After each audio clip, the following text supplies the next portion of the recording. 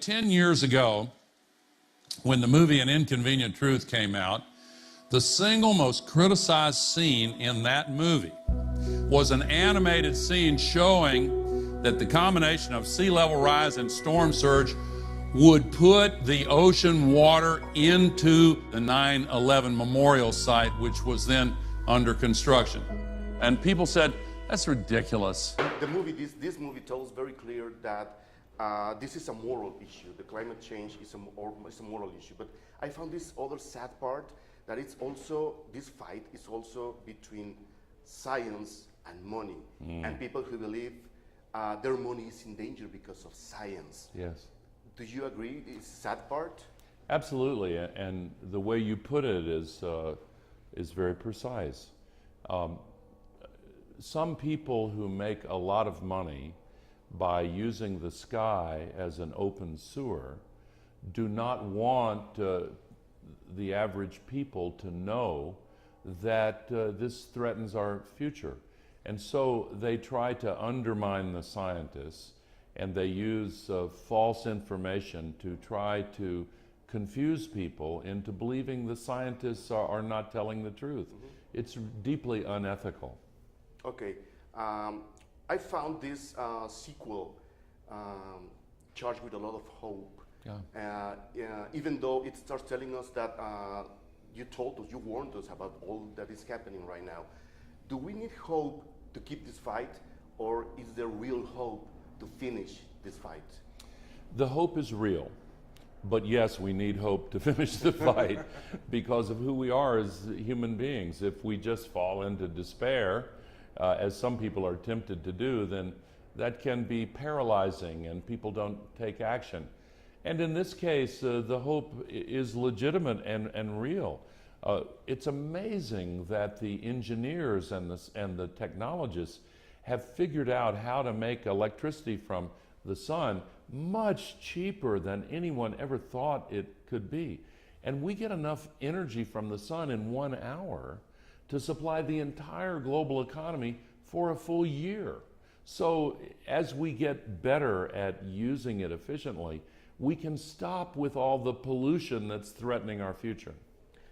In the same spirit, last night at the press conference you said that you don't want to be called a hero, but in this fight we have a lot of villains in politics, in money, banks, and this fight against climate change is special because we don't need a hero, or because we can all be heroes? That's exactly right. Everyone needs to be a part of this struggle.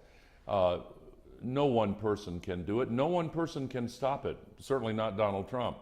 But when all of the people are allowed to hear the truth about our situation, then we can put pressure on governments all over the world to change the policies and solve the crisis. And can we feel like small heroes every day doing the small part in our hands?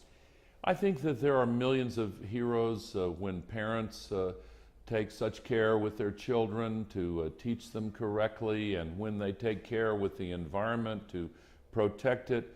These small acts of heroism add up to a bright future for humanity.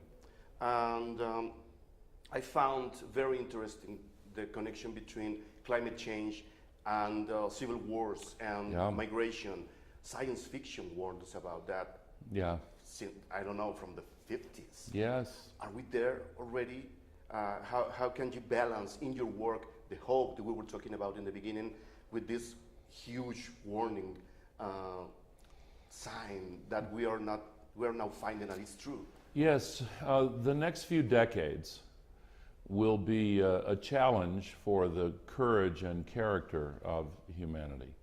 I believe we will prevail. But it's absolutely true that when global warming makes certain areas, for example in the Middle East and North Africa, unlivable, and causes millions of people to migrate across national borders, because of human nature, naturally that creates sometimes political unrest in the places where these climate refugees are flooding into. And we have seen in the European Union the fear of too many refugees coming. And of course, we should welcome the stranger and we should help the refugees. But politically, some countries have difficulty governing themselves even in the best of times. And when these extra burdens are placed on them, then the risk of civil wars and political conflict does increase. So we must prepare for it. And we must change the conditions that are causing these refugees to leave the places they've always called home. The two movies are very different.